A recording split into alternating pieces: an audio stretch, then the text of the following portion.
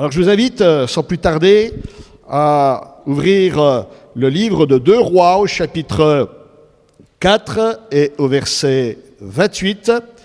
2 Rois au chapitre 4 et au verset 28. Alors on fait la lecture. Alors dit-elle, ai-je demandé un fils à mon Seigneur? N'ai-je pas dit, ne me trompe pas? Et Élisée dit à Géasi, Saint-Hérin, prends mon bâton dans ta main et pars.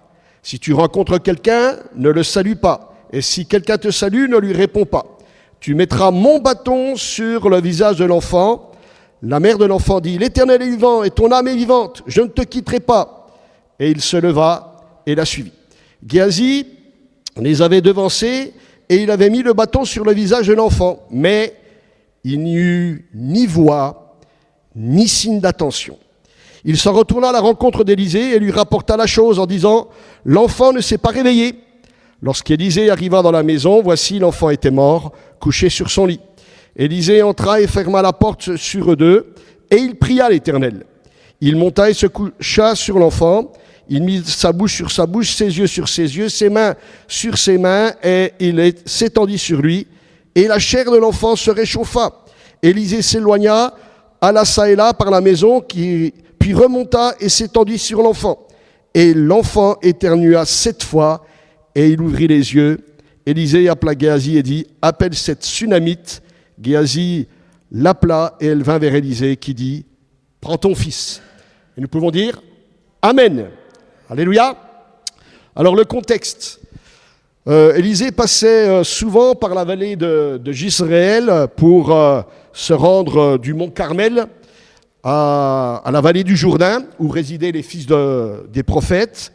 Et la ville de Sunem se trouvait à mi-chemin, et c'est là que la Sunamite, cette femme de l'histoire, ici, avait aménagé une chambre haute dans la maison pour le prophète Élisée. Et la Bible nous raconte que le prophète avait prié pour cette femme hospitalière, pour qu'elle ait un enfant, parce que justement elle avait du mal à avoir un enfant. Et Dieu répondra dans sa grâce, dans sa grande miséricorde. Mais voilà que son enfant tombe malade et meurt. C'est pourquoi, désespérée, elle ira vers Élisée, le prophète. Alors, Élisée dira à Géasi, va, tu prends mon bâton et tu mets le bâton sur le visage de l'enfant. Mais il n'y eut ni voix, ni signe d'attention. Ce soir, on va se focaliser sur cette parole. Il n'y eut ni voix, ni signe d'attention. Je crois que dans notre vie de chrétien, dans notre vie avec le Seigneur, je crois qu'il est important qu'il y ait, qu'on entende la voix du Seigneur, qu'il y ait des réponses et des signes d'attention, n'est-ce pas? Amen. Le monde peut trouver étonnant que Dieu réponde aux prières de certaines personnes, notamment aux chrétiens. A contrario, un chrétien doit trouver étonnant que Dieu ne réponde pas aux prières. Dieu doit répondre de façon générale aux prières qui lui sont adressées. Pourquoi? Eh bien parce que dans la Bible, il y a déjà une invitation à prier et à demander avec la promesse d'une réponse. Le Seigneur, il dira dans Jean chapitre 14 au verset 14, « Si vous demandez quelque chose en mon nom, je le ferai. » Dans Jean chapitre 15 au verset 7, « Si vous demeurez en moi et que mes paroles demeurent en vous, demandez ce que vous voudrez et cela vous sera accordé. » Matthieu chapitre 18 et au verset 19, je vous dis encore que si 2 d'entre vous s'accordent sur la terre pour demander une chose quelconque, elle leur sera accordée par mon Père qui est dans les cieux. Et dans Jean chapitre 16 et au verset 24, jusqu'à présent, dira Jésus, vous n'avez rien demandé à mon nom, demandez et vous recevrez afin que votre joie soit parfaite. Amen. Il y a la promesse de l'exaucement, les promesses de Dieu sont oui et amen. D'ailleurs, l'apôtre Paul dira dans 2 Corinthiens au chapitre 1 et au verset 18, aussi vrai que Dieu est fidèle, alléluia, la parole que nous avons adressée n'a pas été oui et non.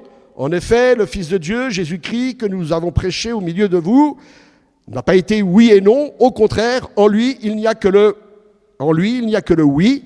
En effet, pour toutes les promesses de Dieu, c'est en lui que se trouve le oui. C'est donc aussi par lui que nous disons Amen à Dieu pour sa gloire. Alléluia. Au verset 28, cette femme, quand elle viendra vers Élisée, elle dira, « Ai-je demandé un fils à mon Seigneur ? N'ai-je pas dit, ne me trompe pas ?» savez, Dieu n'est pas un homme pour mentir, il n'est pas là pour nous tromper ou se jouer de nous. Il n'y a pas de changement d'humeur en lui, il n'est pas versatile, c'est-à-dire qu'il ne change pas comme ça, souvent d'opinion, sujet à de brusques revirements, oui, non, non, oui. Dans l'Évangile, il y a du répondant. Amen. On est convaincu de cela? Nous pouvons affirmer avec conviction que Dieu répond aux prières. Et je dirais que c'est la règle. Mais la réponse peut être soit oui, soit non. Mais il répond. Les hommes de foi de la Bible s'adressaient à Dieu avec assurance et ils s'attendaient à l'exaucement à l'image du prophète Élisée. Puisque quand la femme, cette Sunamite viendra lui dire ce qui se passe, au verset 29, il demandera à Géasi d'y aller. Voilà, tu prends mon bâton et tu le mets sur le visage de l'enfant. Élisée croyait à l'exaucement de Dieu. Si Dieu ne répond pas, alors on se doit d'en chercher la cause. Parfois, il nous est dit que Dieu n'a pas voulu répondre, mais une raison nous est toujours donnée. Nous retrouvons cette expression « il n'y eut ni voix, ni réponse, ni signe d'attention » dans l'épisode d'Élie, au mont du Carmel, face aux prophètes de Baal et d'Astarté. Dans 1 Roi, chapitre 18, et verset 26, il nous est dit que les prophètes de Baal d'Astarté invoquèrent leur Dieu, le nom de Baal, depuis le matin jusqu'à midi, en disant « Baal, réponds-nous » Mais il n'y eut ni voix, ni réponse dans l'immédiat. Et là, ils ont commencé à s'agiter, ils ont commencé à sauter, et puis Élie va perdre patience, il va leur dire « alors, qu'est-ce qu'il fait votre Dieu ?» etc., etc. Et au verset 29, lorsque midi fut passé, ils prophétisèrent jusqu'au moment de la présentation de l'offrande, mais il n'y eut ni voix, ni réponse, ni signe d'attention. Que ce soit dans l'immédiat ou dans le temps long, pas de voix, pas de réponse, pas de signe d'attention. Alors ici, il y a des raisons évidentes. Pour que Dieu réponde, il faut d'abord s'adresser à la bonne porte. Il faut d'abord s'adresser à la bonne personne, à Dieu, à l'Éternel, le Dieu vivant. Jésus dira « Je suis la porte ». Voilà la bonne porte. Et c'est en son nom que nous prions, celui de Jésus. Je suis la porte. Si quelqu'un entre par moi, il sera sauvé. Il entrera, il sortira, il trouvera des pâturages, dans Jean chapitre 10, verset 9. Un peu plus loin, il nous est dit qu'Élie priera, au verset 36. Et au moment de la présentation de l'offrande, Élie le prophète s'avança et dit « Éternel, Dieu d'Abraham, d'Isaac et d'Israël, que l'on sache aujourd'hui que tu es Dieu en Israël, que je suis ton serviteur et que j'ai fait toutes ces choses par ta parole. » Alors, il faut frapper à la bonne porte, à la bonne personne. Deuxième chose, il faut appartenir au Seigneur, comme Élie. Que l'on sache aujourd'hui que je suis ton serviteur. Et puis agir et prier selon la parole de Dieu, selon sa volonté. Et puis Dieu répond dans un but. Parce que Élie dira au verset 37, « Réponds-moi, Éternel, réponds-moi, afin que ce peuple reconnaisse que c'est toi, l'Éternel, qui est Dieu, et que c'est toi qui ramènes leur cœur. » Et le feu de l'Éternel tomba, et il consuma l'holocauste, le bois, les pierres et la terre, et il absorba l'eau qui était dans le fossé. Dieu, lorsqu'il répond, il a un but, c'est sa gloire. Amen. Et c'est que ce qu'il veut, c'est que nos cœurs soient attachés à lui et restent attachés au Seigneur. Parce que nous voulons le royaume de Dieu ici-bas. Amen. Tout comme, le dira Élie dans sa prière. Après cet épisode, au verset 42, de 1 Roi au chapitre 18, Élie montera au sommet du Carmel et là il va prier. Il nous est dit que se penchant contre terre, il mit son visage entre ses genoux et il dit à son serviteur « Monte, regarde du côté de la mer ». Le serviteur monta, il regarda et il dit « Il n'y a rien ». Et Élie dit « Cette fois, allez, retourne ». Et cette fois, le serviteur viendra vers lui et dira « Il n'y a rien. Il n'y a rien. » Dieu ne répond pas à sa prière. Pourtant, quelques heures auparavant, c'était le miracle du feu. Dieu qui répond sans tarder à son serviteur. Et c'est quand même plus facile de faire tomber de l'eau du ciel que du feu du ciel, n'est-ce pas? Première chose à retenir, Dieu est souverain et il fait comme il veut. Cela nous montre que ça ne dépend pas de celui qui veut, et il voulait. Ça ne dépend pas de celui qui veut, l'homme, mais de Dieu seul. Dans Romains chapitre 9 verset 16, Paul dira « Ainsi donc, cela ne dépend ni de celui qui veut, ni de celui qui court, mais de Dieu qui fait miséricorde. » Alléluia. Dieu est souverain. C'est lui qui décide et non pas nous. Prier Dieu selon sa volonté, selon sa parole, ce n'est pas exigé. Lorsque Élie priera en disant « Réponds-moi, Seigneur, réponds-moi », ce n'était pas une exigence là. C'était une profonde conviction dans la foi. Prier Dieu avec foi, ce n'est pas exigé, mais c'est humilier son cœur devant celui qui fait miséricorde. Comme Élie mettra son visage entre ses genoux, il s'humilie devant Dieu et là, il attend, il prie et il attend l'exaucement. Il n'y a rien. Alors que c'est pour ça qu'Élie, il avait été envoyé. Dieu lui avait dit va, présente-toi devant Akab, je te ferai tomber de la pluie sur la face du sol. Mais là, il prie, il n'y a rien. C'est vrai, parfois, il semble qu'il y ait des paradoxes, des aspects contradictoires dans les agissements de Dieu, des choses que l'on ne comprend pas. Qui n'a jamais été confronté à un silence de Dieu? Ni voix, ni réponse. Ah, il n'y a que moi? On a déjà été confronté à un silence de Dieu. Ni voix, ni réponse. Oui? Non? Si ça n'a pas été le cas, jusqu'à présent, de toute manière, ça viendra, à un moment ou à un autre. C'est comme ça. Alors pourquoi Dieu ne répond pas? Pourquoi le chrétien peut-il se trouver devant cette situation déconcertante du silence de Dieu, alors qu'il y a des promesses? Deuxième chose à retenir, c'est que du sein du silence de Dieu, il y aura toujours, alors oui, peut-être ni voix ni réponse, mais du sein du silence de Dieu, il y aura toujours un signe d'attention de la part du Seigneur. Toujours. Le chrétien engagé, le chrétien fidèle peut se trouver devant un silence de Dieu où il n'y a ni voix ni réponse dans l'immédiateté relative, mais à la différence d'ici, avec Géasi ou avec les prophètes de Baal, c'est qu'effectivement, il peut y avoir ni voix ni réponse de la part du Seigneur, mais il y aura toujours un signe d'attention de sa part, quel qu'il soit. Je le répète, je le souligne, parce que c'est ma profonde conviction, d'où le titre de ce message, des signes d'attention de la part du Seigneur. Une chose est certaine, c'est que devant un silence de Dieu, il y aura toujours un signe d'attention de la part de Dieu d'une manière ou d'une autre. Dieu ne montre pas et ne montrera jamais d'indifférence à notre égard, quoi qu'on puisse penser. Pour Élie, sur le mont du Carmel, après un silence de Dieu, il n'y a rien, viendra un petit nuage, comme la paume de la main. Ça sera le signe d'attention, laissant présager la bénédiction qui viendra après. Car l'exaucement, la bénédiction descendra effectivement du ciel après. Amen. Alléluia. Il est dit à la 7e fois. Il dit, voici un petit nuage qui s'élève de la mer et qui est comme la paume de la main d'un homme. Dieu est souverain. Il fait comme il veut. Mais il est tenu par sa parole et il ne peut pas se renier lui-même. Ça, il faut que nous en soyons profondément convaincus. Qu'est-ce qu'un signe d'attention? Un signe d'attention, c'est montrer une marque d'intérêt pour une personne. C'est montrer que l'on n'est pas indifférent à la personne, mais que l'on s'intéresse à la personne, qu'on s'intéresse à sa situation, qu'on est attentif à ce qu'il vit.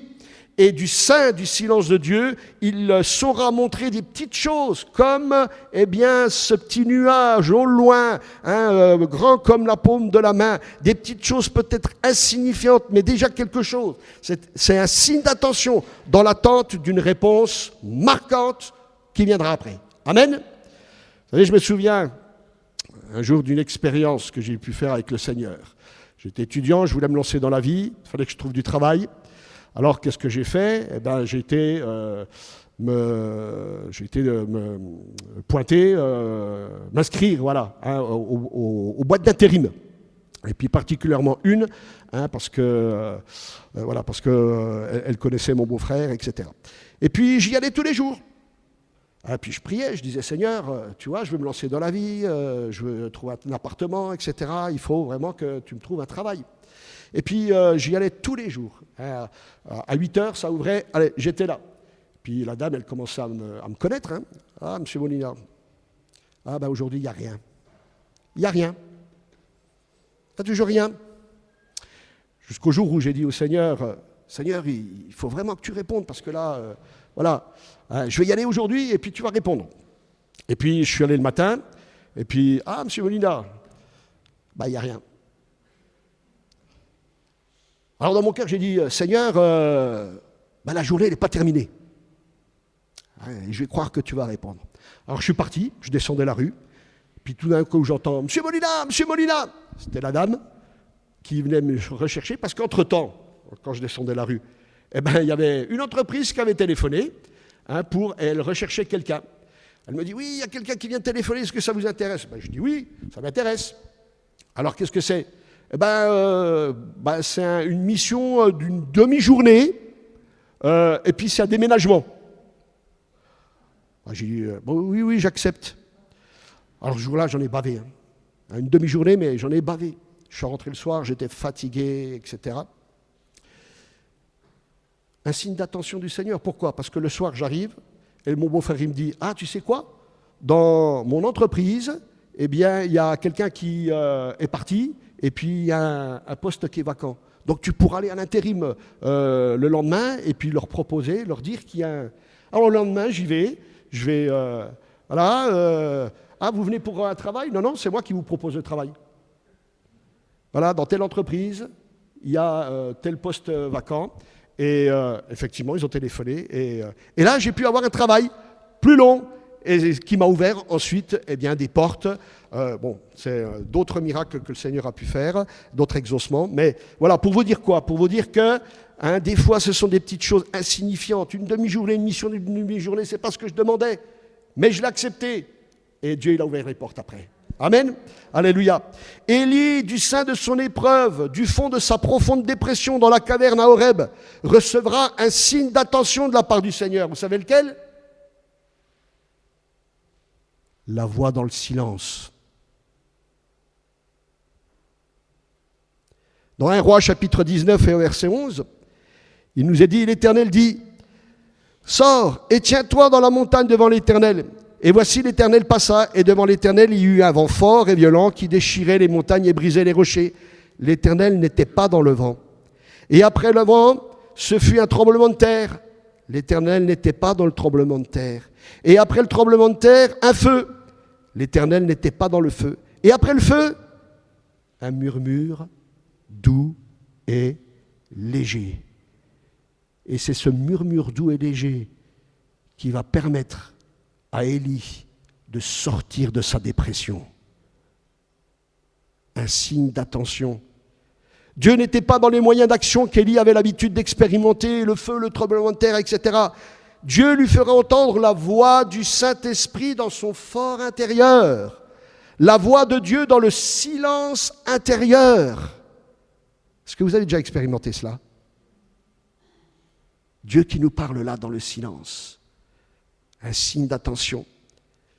Il s'agissait d'un signe d'attention de la part du Seigneur dans sa situation. La Bible nous dit, dans Jacques au chapitre 5, Élie était un homme de la même nature que nous. Et c'est vrai, personne ne peut présumer de ses forces. Le grand Élie, il a connu la dépression. Aujourd'hui, je suis en haut par la grâce de Dieu. Mais demain, je peux être en bas pour diverses raisons. On n'est pas mieux qu'Élie. Mais du sein de notre épreuve, du fond du trou dans lequel nous pouvons nous trouver, au milieu du silence de Dieu, il y aura toujours un signe d'attention de la part du Seigneur. Peut-être la voix du Saint-Esprit dans notre fort intérieur. La voix dans le silence. C'est ce qui a fait qu'Élie puisse connaître la victoire et sortir de sa dépression. Parce qu'Élie n'a pas été exaucé tout de suite après cette expérience-là. Hein. Il n'a pas été délivré tout de suite de sa situation, de son épreuve, mais plus tard. Car Dieu est fidèle. Amen. Car Dieu lui-même, hein, il est dit dans Hébreux chapitre 13, verset 5, car Dieu lui-même dit, je ne te délaisserai point, je ne t'abandonnerai point. Et il a été exaucé plus tard, mais Dieu lui a montré avant un signe d'attention. Amen. Alors ce soir, nous allons demander à Dieu des exaucements pour nous encourager, nous fortifier, nous booster, parce que nous croyons dans ses promesses, n'est-ce pas? C'est le but des réunions de prière. Répondra-t-il? Alléluia! Croyons-le de tout notre cœur. Nous appuyons comme Élie sur sa parole qui déclare les promesses auxquelles nous croyons. Que nous puissions nous présenter comme lui, comme des serviteurs et des servantes. Parce que nous voulons la gloire de Dieu. Et nous sommes désireux que nos cœurs soient attachés au Seigneur et restent attachés au Seigneur. Dieu est souverain, il fait comme il veut, mais nous allons au moins lui demander en toute humilité, Seigneur, si tu ne réponds pas tout de suite, du silence, du sein de ton silence, montre-nous des signes d'attention, Seigneur. Quels qu'ils soient, alléluia, hein, au regard de nos situations. En attendant, eh bien, une réponse. Ta réponse, Seigneur. Alléluia. Troisième chose à retenir. Ben, on l'a vu dans l'histoire, hein, c'est que l'exaucement de Dieu, ce n'est pas un coup de baguette magique. Qu'est-ce qu'a fait Géasi? Il a fait comme lui avait dit Élisée. Voilà, tu prends mon bâton, tu le mets sur le visage de l'enfant, et puis Dieu répondra. C'est ce qui s'est passé. L'exaucement, ce n'est pas un coup de baguette magique. Parce que si c'était le cas, ça se saurait. Élisée croyait à l'exaucement immédiat. C'est pour ça qu'il enverra Géasi. Il croyait que Dieu peut répondre à l'instant. Mais ce n'est pas automatique. C'est comme lorsqu'on prie pour des personnes à l'imposition des mains. Dieu peut répondre immédiatement. Amen. À l'instant même. Alléluia. Je peux le dire avec conviction parce que j'en étais témoin bien des fois. Mais ce n'est pas automatique. Ça peut l'être, il faut y croire, mais ça ne l'est pas toujours. Mais Dieu exauce comme il veut, quand il veut, et c'est lui qui est souverain. Hein, nous l'avons déjà évoqué. Non pas à nous, Éternel, non pas à nous, mais à ton nom donne gloire, dit le psaume 115. À cause de ta bonté, à cause de ta fidélité, pourquoi les nations diraient-elles, où donc est leur Dieu? Il est là l'enjeu. Hein, le monde se questionne, pose la question, alors votre Dieu, il est où? Notre Dieu est au ciel et il fait comme il veut. Amen. Mais il exauce à un moment donné, comme pour Élisée. Il n'a pas répondu tout de suite, mais Dieu a répondu à un moment donné. Amen. Alléluia. Il y aura au moins des signes d'attention de la part de Dieu envers ceux qui placent leur confiance en lui, envers ceux qui croient en lui. Qu'est-ce que l'homme pour que tu te souviennes de lui et le Fils de l'homme pour que tu prennes garde à lui? C'est ce que dira David. David, il a vu bien des fois l'exaucement de Dieu, des réponses de Dieu, immédiates ou pas, mais il a connu aussi des silences de Dieu. Alors pourquoi parfois il n'y a ni voix, ni réponse, ni signe d'attention de la part de Dieu? Est-ce que le problème c'était Dieu? Non, puisqu'à un moment donné il va répondre. Il était le même Dieu pour Géasi comme pour Élisée. Est-ce qu'il s'agissait d'un caprice de Dieu? Non, car nous avons vu que Dieu ne se joue pas de nous. Géasi fera exactement ce que lui demandera Élisée. Est-ce qu'il s'agissait de la situation? Un cas difficile? Non, puisque la situation demeurait la même pour Géasi comme pour Élisée. Elle n'évoluera pas, ni en bien, ni en mal. Il n'y a pas de... Vous savez, il y a des fois, il y a des personnes qui disent « Ah, je dois être un cas difficile. » Ah, si Dieu ne répond pas, c'est parce que je suis un cas difficile. Dieu ne peut pas tout faire. Je suis un cas désespéré. Ou encore, je ne suis pas assez bien, je ne suis pas tout à fait comme Dieu voudrait. Non. Où était donc le problème? Le problème, c'était le bonhomme. Avec ses mauvaises motivations. À ne pas confondre avec des fausses estimations, parce que je peux estimer ne pas être assez ceci, assez cela au regard de Dieu, mais Dieu, lui, il regarde au cœur, il regarde ce qui motive notre cœur. Il est plus grand que notre cœur. Alléluia. Dans 1 Jean chapitre 3 verset 20, il est dit, car si notre cœur nous condamne, Dieu est plus grand que notre cœur et il connaît toutes choses. Bien-aimés, si notre cœur ne nous condamne pas, nous avons de l'assurance devant Dieu. Quoi que ce soit que nous demandions, nous le recevons de lui parce que nous gardons ses commandements et que nous faisons ce qui lui est agréable. Amen. Alors, quatrième chose à retenir, eh bien, c'est qu'il faut avoir de bonnes motivations de cœur, malgré le silence de Dieu, parce que c'est la garantie du minimum, c'est-à-dire un signe d'attention de sa part jusqu'à la réponse. Alors bien sûr, c'est une question de foi, il faut avoir la foi dans les promesses de Dieu. Mais c'est aussi et surtout un problème, une question d'intégrité de cœur et de sincérité, de motivation du cœur. Parce que je pense que Géasi, il avait la foi, puisqu'il a pris le bâton, puis il est allé comme Élisée lui demandait. Il avait la foi. Mais Géasi, c'est un sympathisant, c'est un suiveur. Il suit Élisée, il est là, mais il n'est pas engagé de cœur envers Dieu. Il écoute, il suit les instructions, mais face au problème, au silence de Dieu, qu'est-ce qu'il fait ? On voit Élisée au verset 33, il est dit, Élisée entra et ferma la porte sur eux deux, et il pria l'Éternel. Alors que Géasi nous est dit au verset 31, Géasi les avait devancés, il avait mis le bâton sur le visage de l'enfant, mais il n'y eut ni voix ni signe d'attention. Il s'en retourna à la rencontre d'Élisée et lui rapporta la chose en disant, l'enfant ne s'est pas réveillé. Vous voyez la différence ?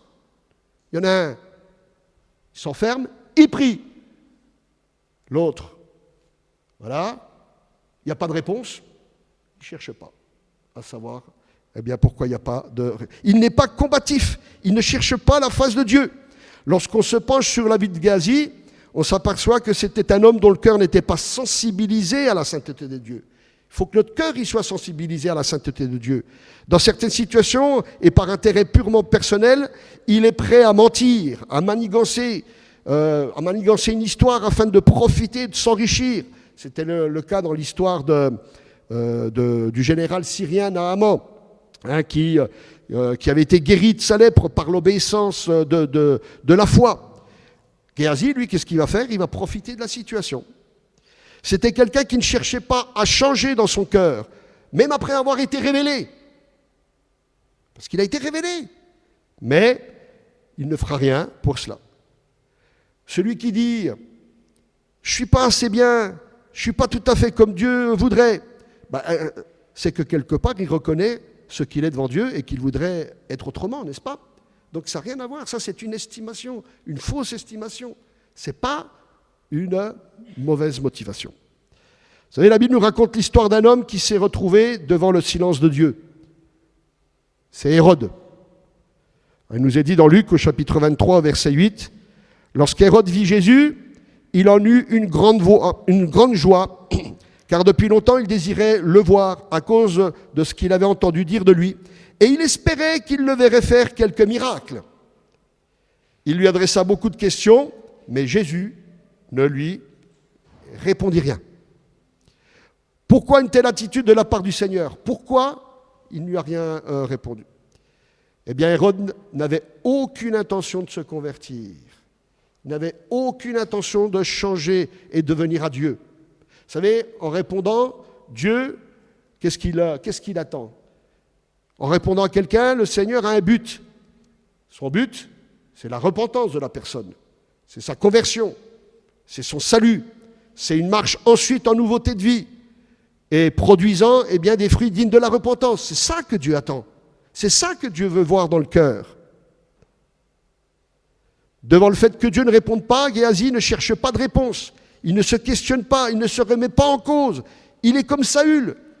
Dans 1 Samuel, au chapitre 28 et au verset 5, il nous est dit « À la vue du camp des Philistins, Saül fut saisi de crainte. Et un violent tremblement s'empara de son cœur. Saül consulta l'Éternel, et l'Éternel ne lui répondit point, ni par les songes, ni par l'Urim, ni par les prophètes. » Voilà aussi, même cas, ni voix, ni réponse, ni signe d'attention. Alors qu'est-ce qu'il va faire, Saül? Au lieu de se remettre en question, il va chercher un autre moyen pour que Dieu lui parle. Mais il va chercher un moyen réprouvé par Dieu, le spiritisme. Et c'est ce qui va le conduire à toucher le fond et à connaître ensuite la mort. Dieu ne lui répond plus parce que Saül est allé trop loin dans sa désobéissance. Dans le Proverbe 1 et au verset 28, il est dit « Alors ils m'appelleront et je ne répondrai pas.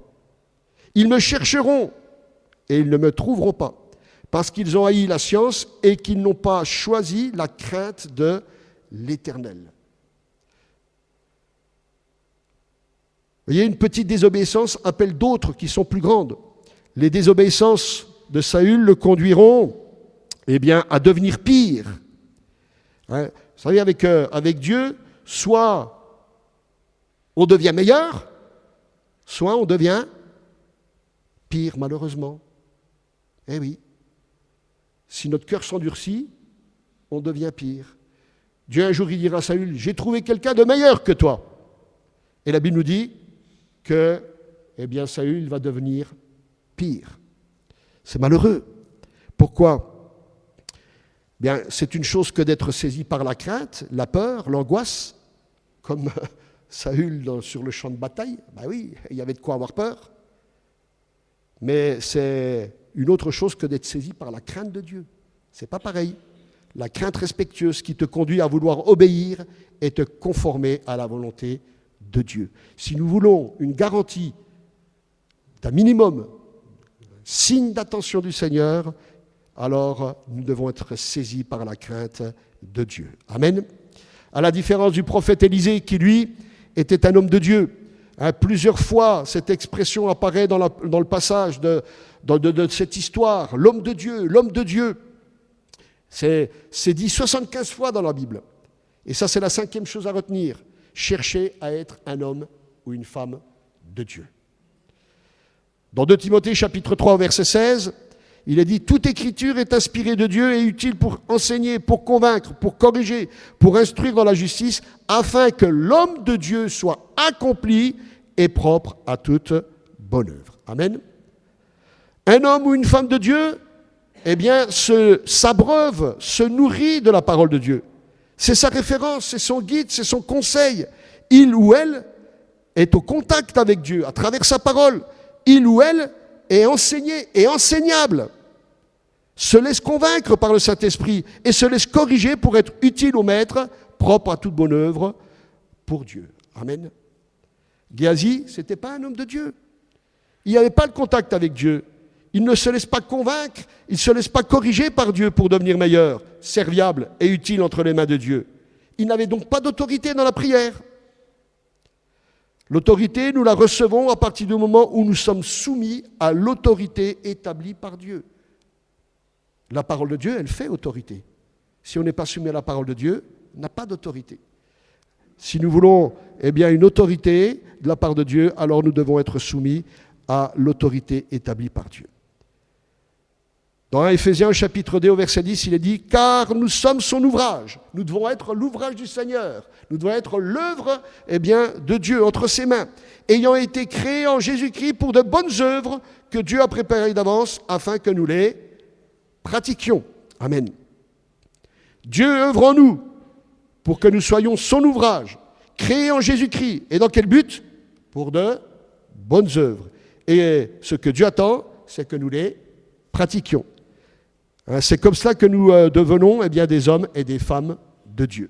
Cela signifie qu'en même temps que Dieu œuvre en toi pour te changer dans ta mentalité, dans ta manière de penser, dans ta manière d'être et de vivre, il prépare également de bonnes œuvres afin que tu les pratiques, car elles vont être une démonstration de ton réel changement. Ces bonnes œuvres vont prouver à Dieu et aux hommes que tu as vraiment changé. Alors c'est vrai, dans la langue française, il existe des expressions des hommes à ou des hommes de qui caractérisent la personne. Vous avez l'homme à tout faire. Vous avez l'homme à poigne. Vous avez l'homme à problème, ou la femme à problème, bien sûr, c'est l'un ou l'autre. Vous avez l'homme à femme. l'homme à abattre. Vous avez l'homme de main, l'homme de caractère, l'homme de l'ombre. Mais ce qui est important, c'est d'être un homme ou une femme de Dieu. Qu'est-ce que ça veut dire? Bien, c'est un chrétien, ça veut dire que c'est un chrétien formé, puisqu'il nous a dit, on l'a dit, afin que l'homme de Dieu soit accompli et propre à toute bonne œuvre. Donc un chrétien formé ou une chrétienne formée, ayant une certaine stature spirituelle, cela nous parle de croissance, de développement spirituel. Le Seigneur veut faire de nous des hommes et des femmes de Dieu dans l'Église. Amen. Hommes de Dieu, femmes de Dieu, capables également d'être utiles en toute bonne œuvre dans le royaume de Dieu et pour le royaume de Dieu. Car cette appellation homme de Dieu ou femme de Dieu est liée à la capacité d'accomplir un service pour le Seigneur. Rappelez-vous la prière d'Élie. Seigneur, je suis ton serviteur. Je suis ton serviteur. Amen. Alors, homme de Dieu, c'est composé de deux mots. Homme, ça nous rappelle notre fragilité, de quoi nous sommes faits. Le psaume 103 nous dit, Dieu sait de quoi nous sommes formés. Il se souvient que nous sommes poussière. On est fragile. Eh oui. Mais la bonté de l'Éternel durera jamais pour ceux qui le craignent et sa miséricorde pour les enfants de leurs enfants, pour ceux qui gardent son alliance et se souviennent de ses commandements afin de les accomplir. Amen. Et puis Dieu, homme de Dieu, femme de Dieu, ça veut dire quoi? C'est tout ce qui peut, en un certain égard, être comme Dieu, ce qui lui ressemble d'une certaine manière, c'est-à-dire des hommes et des femmes ayant le caractère de Dieu, conformes à la nature de Dieu. Rappelons le passage qui nous parle d'hommes de Dieu accomplis, c'est-à-dire formés, en développement, en devenir. Nous nous inscrivons dans un processus pour aboutir à cela et devenir des hommes, des femmes selon le cœur de Dieu, intègres, bons, droits, justes, sages, vaillants, courageux, forts, capables. Amen. Alléluia, on souscrit à la liste. Est-ce que nous voulons être des hommes et des femmes accomplis, des hommes et des femmes de Dieu, formés, ayant une certaine stature spirituelle, ce que Dieu utilise, c'est la garantie d'expérimenter des signes d'attention au sein du silence de Dieu jusqu'à la réponse déterminante. Amen. Devant le problème, l'Élysée, il va jusqu'au bout des choses. Il demande, il cherche, il frappe. Qu'est-ce qu'a dit Jésus? Dans Matthieu chapitre 7 et au verset 7, « Demandez et l'on vous donnera. Cherchez et vous trouverez. Frappez et l'on vous ouvrira. » L'exaucement, ce n'est pas un coup de baguette magique. Il y a des exaucements qui s'obtiennent par une recherche plus profonde de Dieu. Amen. Élisée, il cherche véritablement Dieu, il cherche vraiment la victoire dans l'exaucement, il persévère, il ne lâche rien jusqu'à ce qu'il obtienne. Et il a obtenu. Amen. Élisée s'est accroché à la prière fervente et persévérante. Il avait été à la bonne école avec Élie, son maître. La prière fervente du juste, nous devons être des justes, justifiés en Jésus-Christ, a une grande efficacité. Élie était de la même nature que nous, mais il pria avec instance. Et Dieu a répondu. Parfois, il faut persévérer, comme Élisée l'a fait. Vous voyez, tout ce qu'il a pu faire, il s'est couché sur l'enfant, il a mis ses yeux sur ses yeux, etc., etc. Il a manifesté de la compassion, parce que la compassion, qu'est-ce que c'est? Qu'est-ce que c'est que la compassion? Oui? De l'amour? C'est une forme d'amour, oui. C'est une forme d'amour par rapport à ce que l'autre subit, vit, et on compatit, on voudrait vivre la même chose. Et c'est ce que fera Élisée, il le montrera. Il faut persévérer, mais dans notre persévérance, il y aura toujours des signes d'attention de la part du Seigneur. Si la parole de Dieu donne une promesse et que Dieu ne répond pas lorsque nous prions, il faut parfois persévérer jusqu'à ce que cela vienne, parce que Dieu est engagé par sa parole. Amen. Alléluia. Et je terminerai par un passage dans Malachie au chapitre 3 au verset 13.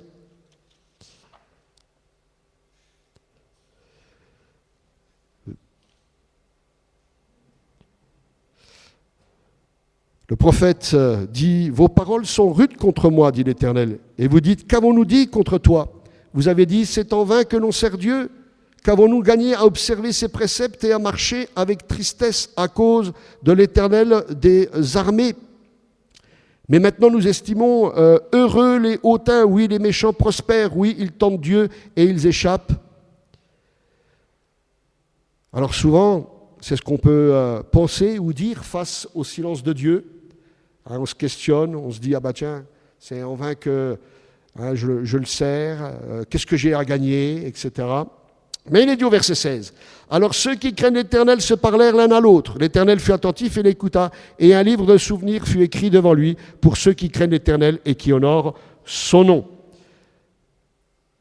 Vous voyez, là, il y a une invitation à craindre le Seigneur. Craignons plutôt Dieu en gardant nos cœurs plus que toute autre chose. Hein, comme le proverbe le dit, garde ton cœur plus que toute autre chose, car de lui viennent les sources de la vie. Exhortons-nous, comme il est dit là. Ils se parlèrent l'un à l'autre. Exhortons-nous réciproquement, encourageons-nous par la parole de Dieu. Hein, il est dit, alors Dieu fut attentif et l'écouta, et là un livre de souvenirs. Dieu n'oublie rien. La Bible nous dit dans Hébreux, car Dieu n'est pas injuste pour oublier votre travail et l'amour que vous avez montré pour son nom, ayant rendu et rendant encore des services aux saints. Et au verset 17, ils seront à moi, dit l'Éternel des armées, ils m'appartiendront au jour que je prépare, j'aurai compassion d'eux, comme un homme a compassion de son fils qui le sert, et vous verrez de nouveau la différence entre le juste et le méchant, entre celui qui sert Dieu et celui qui ne le sert pas. Et vous verrez de nouveau la différence entre le juste et le méchant, entre celui qui sert Dieu et celui qui ne le sert pas. Amen. L'exaucement de Dieu, ce n'est pas un coup de baguette magique, ce n'est pas toujours automatique, mais Dieu répond d'une manière ou d'une autre. Il peut y avoir ni voix, ni réponse. C'est vrai, un silence du Seigneur. Mais il y a au moins toujours un signe d'attention de sa part à notre égard. Choisi par ses soins et selon nous, selon les circonstances, selon sa sagesse infiniment grande et riche, montrant ainsi la différence entre ceux qui craignent Dieu, qui veulent malgré tout être des hommes et des femmes de Dieu, qui veulent rester attachés au Seigneur et veulent malgré tout le servir, une différence entre ceux-là et les autres. Alors ayons confiance. Amen.